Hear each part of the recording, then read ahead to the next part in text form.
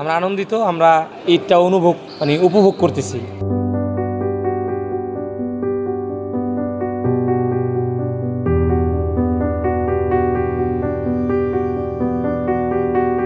এই ঈদের দিন উপলক্ষে আজকে আমাদের মনে করেন আমরা এখানে যারা আছি আমরা একটা পরিবার, আমাদের ঈদ আজকে আমাদের এই পরিবার নিয়েই তো কষ্ট পাই না।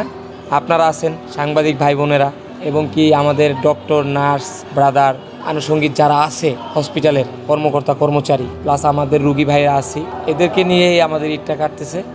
আমরা খুশি, আমরা আনন্দই কাটাচ্ছি।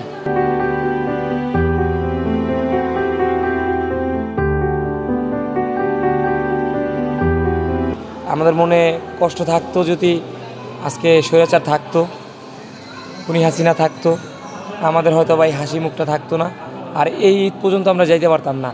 তো সব কিছু মিলে আমরা খুশি, আমরা আনন্দিত, আমরা ঈদটা উপভোগ করতেছি।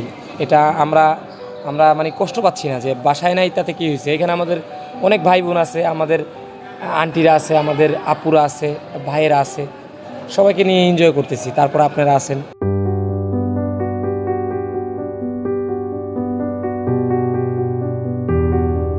সত্যি বলতে ভাই কোনো কষ্ট নাই। কী কারণে?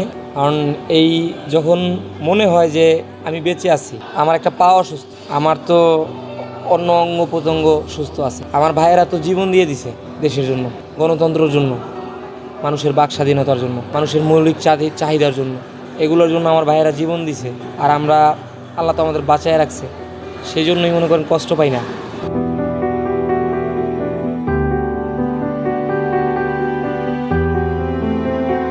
হ্যাঁ, অনেক সময় ডিপ্রেশনে যাই যে অনিশ্চিত ভবিষ্যৎ, আদৌ যে কাজটা করতাম সেটা করতে পারবো কি না।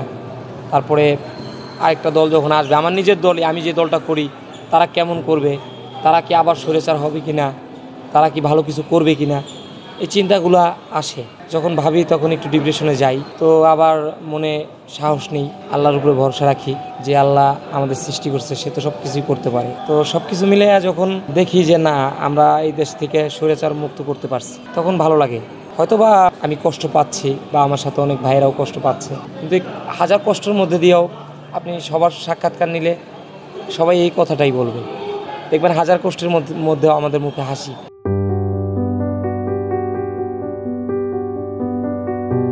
আজকে আমরা তো জীবন দেওয়ার জন্যই গেছি, যে জীবনটা যে চলে যেতে পারে এটা যাই নিয়েই গেছি। টাকা পাবো, পয়সা পাবো, সম্মান পাবো, এটার জন্য কিন্তু যাইনি। বরঞ্চ আমাদেরকে দেখাই আজকে, আমাদের রক্তের উপরে দাঁড়াই আজকে অনেকেই অনেক কিছু করতেছে। হয়তোবা আমার কাছে প্রত্যক্ষ কোনো প্রমাণ নাই, পরোক্ষভাবে আমি চিন্তা করতে পারি। আমরা আশা করি নতুন যে বাংলাদেশের কথা আমরা ভাবতেছি, সেই বাংলাদেশের মানুষ আরও স্ট্রং হবে, তাদের মনোবল আরও স্ট্রং হবে। তারা জীবন মরণ এটা নিয়ে ভাববে না, তারা স্বাধীনতা নিয়ে কাজ করবে।